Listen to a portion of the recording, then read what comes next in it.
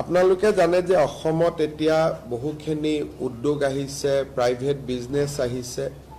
তেওঁলোকে চৰকাৰৰ পৰা PSU বিচাৰি থাকে যে আমাক প্ৰাইভেট সিকিউৰিটি, আমাক PSU দিব লাগে। বহুত ক্ষেত্ৰত আন বিষয়াসকলে বা আন ব্যক্তিসকলেও PSU বিচাৰে।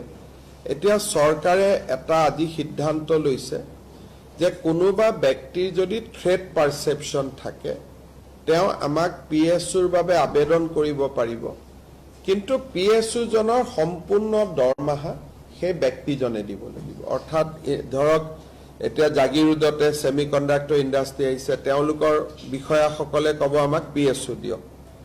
আমি PSU দিম, কিন্তু আমাক 75,000 rupees মাহত চৰকাৰক দিব লাগিব। তাৰমানে it will be paid PSU, কিন্তু পেইড PSU হলেও সকলোৱে নাপায়। যাৰ থ্ৰেট আছে, ভাবুকি আছে জীৱনৰ প্ৰতি, তেওঁলোকেহে পাব।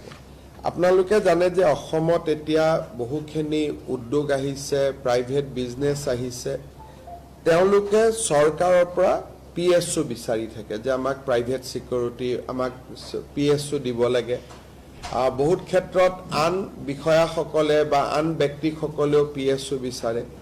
এতিয়া চৰকাৰে এটা আজি সিদ্ধান্ত লৈছে যে কোনোবা ব্যক্তিৰ যদি থ্ৰেট পাৰচেপশ্যন থাকে তেওঁ আমাক PSUৰ বাবে আবেদন কৰিব পাৰিব, কিন্তু PSU জনৰ সম্পূৰ্ণ দৰমহা সেই ব্যক্তিজনে দিব লাগিব। অৰ্থাৎ ধৰক এতিয়া জাগিৰোডতে সেমিকণ্ডাক্টৰ ইণ্ডাষ্ট্ৰি আহিছে, তেওঁলোকৰ বিষয়াসকলে ক'ব আমাক PSU দিয়ক।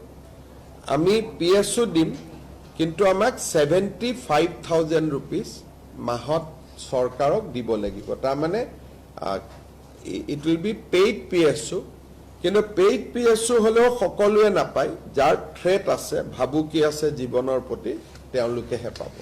আপোনালোকে জানে যে অসমত এতিয়া বহুখিনি উদ্যোগ আহিছে, প্ৰাইভেট বিজনেছ আহিছে।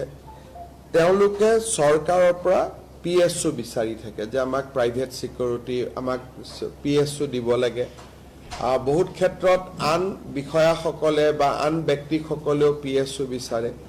এতিয়া চৰকাৰে এটা আজি সিদ্ধান্ত লৈছে যে কোনোবা ব্যক্তিৰ যদি থ্ৰেট পাৰচেপশ্যন থাকে তেওঁ আমাক PSUৰ বাবে আবেদন কৰিব পাৰিব, কিন্তু PSU জনৰ সম্পূৰ্ণ দৰমহা সেই ব্যক্তিজনে দিব লাগিব। অৰ্থাৎ ধৰক এতিয়া জাগিৰোডতে সেমিকণ্ডাক্টৰ ইণ্ডাষ্ট্ৰি আহিছে, তেওঁলোকৰ বিষয়াসকলে ক'ব আমাক PSU দিয়ক।